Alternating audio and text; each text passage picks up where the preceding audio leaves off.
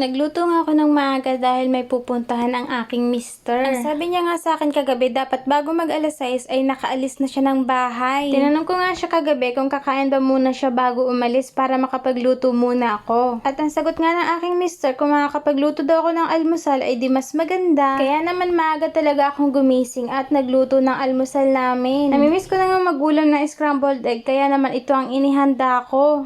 Nagprito na nga ako ng tuyo at pagkatapos nito ay ginisa ko na. Isa ito sa mga paborito kong ulam. Kung pwede nga lang na araw-arawin ko ang pag-uulam ng tuyo ay gagawin ko na, kaso hindi talaga pwede. At pagkatapos ko nga magprito at magisa ng ulam namin, ay ito naman ang isinunod ko. Nagsangag naman ako ng bahaw na kanin. Isasapaw ko na nga lang sana ito sa bagong saing namin, kaya lang naisip ko hindi bagay yun sa mga ulam. At dahil nga busy pa ang aking mister at naliligo pa ng mga panahon na yan, ay naglaga muna ako ng okra. At naghanda na din ako ng sausawan